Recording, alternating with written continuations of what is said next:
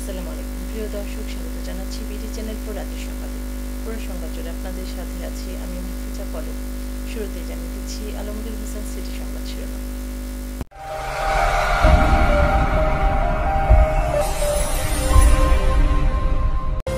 করিমগঞ্জে school শিক্ষকের বিরুদ্ধে শিশু ধর্ষণের অভিযোগ, মামলা দায়ের।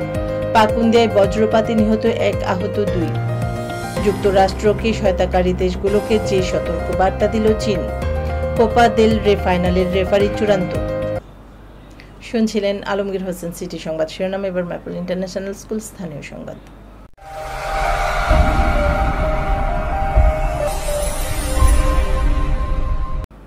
করিমগঞ্জে স্কুল শিক্ষকের বিরুদ্ধে শিশু ধর্ষণের অভিযোগ, মামলা দায়ের। কিশোরগঞ্জের করিমগঞ্জ উপজেলার এক স্কুল শিক্ষকের বিরুদ্ধে 11 বছরের একটি শিশু ধর্ষণের অভিযোগ উঠেছে। গত শনিবার 12 এপ্রিল উপজেলার কাদিরজঙ্গল ইউনিয়নের সাতারপুর গ্রামে এই ঘটনা ঘটে। অভিযুক্ত শিক্ষক মোহাম্মদ সোবহান পাকুন্দিয়া উপজেলার একটি সরকারি প্রাথমিক বিদ্যালয়ের শিক্ষক। এ বিষয়ে শিশুটির বাবা মোহাম্মদ নাসির মিয়া বাদী হয়ে গত 18 এপ্রিল করিমগঞ্জ থানায় একটি শিশু ধর্ষণের মামলা দায়ের করেন। মামলা নং 19। ঘটনার পর থেকে অভিযুক্ত শিক্ষক পলাতক রয়েছেন। তাকে আটক করতে অভিযানে নেমেছে পুলিশ। অভিযোগ সূত্রে জানা যায়, ঘটনার দিন শিশুটি রাত আনুমানিক 9টার সময় অন্যান্য শিশুদের সাথে বাড়ির উঠোনের পাশে একটি মাঠে খেলা করছিল। এমত অবস্থায় অভিযুক্ত শিক্ষক শিশুটিকে মজা খাওয়ানোর কথা বলে জোরপূর্বকভাবে তার বসতঘরে নিয়ে যায়। পরে শিশুটিকে ধর্ষণ করলে তার ডাক চিৎকারে পরিবারের লোকজন ছুটে আসলে অভিযুক্ত শিক্ষক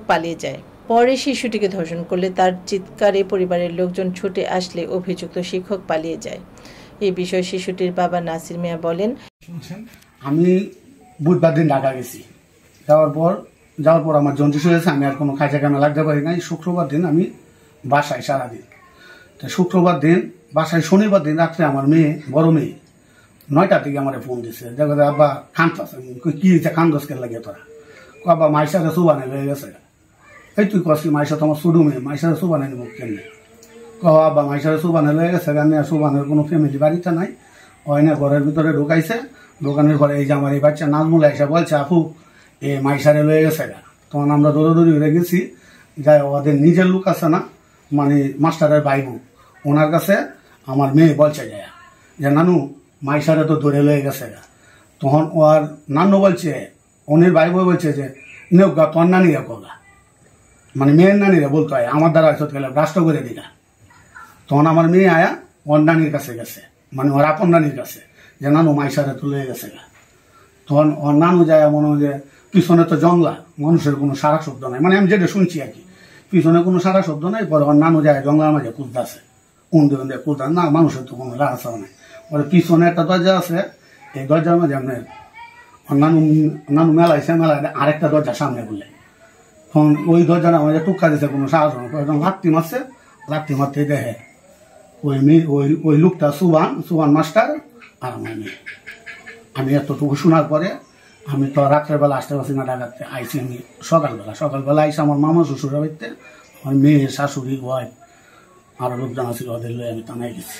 আচ্ছা, আপনি বলছেন সুবান মাস্টার ওইখানে ছিল, তখন তাকে তাইলে আটক করলেন না কেন? আটক করার তো কোনো লোক নেই, শুধু আমার শাশুড়ি। আমাদের কাছে ভিডিও আছে, সমস্যা নাই, আপনি দেখতে পারবেন। অনেকটা মহিলা মানুষকে পারে, আমার কোনো লোক নেই এই জায়গায়। এই বর্তমানে আমার জানটা নিরাপত্তারাই আমার কষ্ট। এখন আপনি কি চান? এখন আমি চাই সূক্ষ্ম বিচার। এখন আপনি সূক্ষ্ম বিচার চাচ্ছেন? আপনাকে যদি টাকার অফার করে যে আপনাকে 10 লাখ টাকা দেওয়া হবে, তাইলে কি আপনি বিচার মেনে নিবেন? 10 লাখ টাকা দিলে কি আমার মেয়ে জীবন ফিরে আসবে? তাহলে প্রশাসনের কাছে কি দাবি? আমার আরেকটা মেয়ে করবে, আল্লাহ ও বারবার কি করবো আপনি কি দেখতে আসবেন? আমার মেয়েদের জন্য।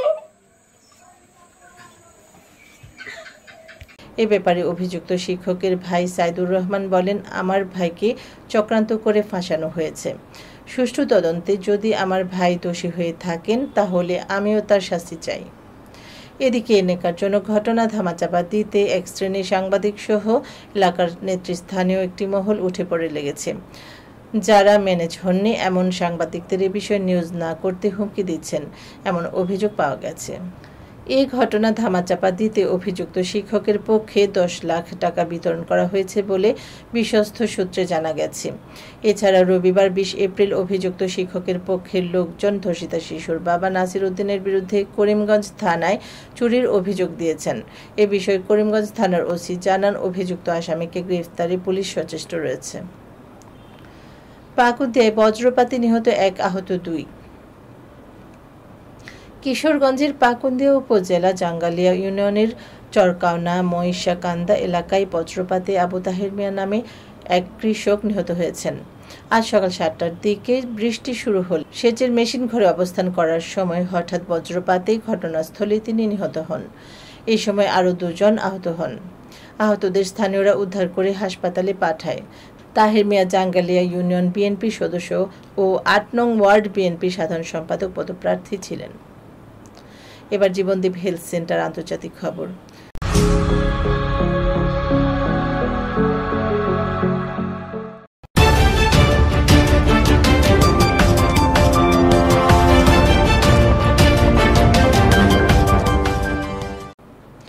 যুক্তরাষ্ট্রকে সহায়তাকারী দেশগুলোকে যে সতর্কতা দিল চীন।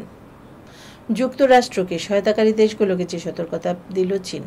নানা কৌশলে বিশ্ববাজারে প্রভাব বিস্তারের চেষ্টা করছে যুক্তরাষ্ট্র। চীনের সঙ্গে বিশ্বের বিভিন্ন দেশের বাণিজ্য সীমিত করতে চাপ দিচ্ছে দেশটি। এমন প্রেক্ষাপটে যুক্তরাষ্ট্রের সঙ্গে চীনের স্বার্থবিরোধী কোনো চুক্তি না করার হুঁশিয়ারি দিয়েছে বেজিং। সম্প্রতি বার্তা সংস্থা ব্লুমবার্গ এক প্রতিবেদনে জানিয়েছে, ট্রাম্প প্রশাসন যুক্তরাষ্ট্র থেকে শুল্ক হ্রাস বা ছাড় দেওয়া দেশগুলোকে চীনের সঙ্গে বাণিজ্য সীমিত করার জন্য চাপ দিচ্ছে, যার মধ্যে অন্তর্ভুক্ত হয়েছে আর্থিক নিষেধাজ্ঞাও।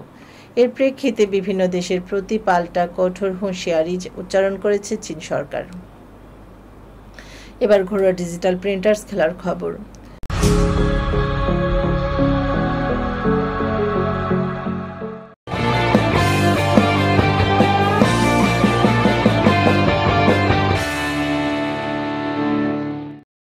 কোপা দেল রে ফাইনালের রেফারি চূড়ান্ত।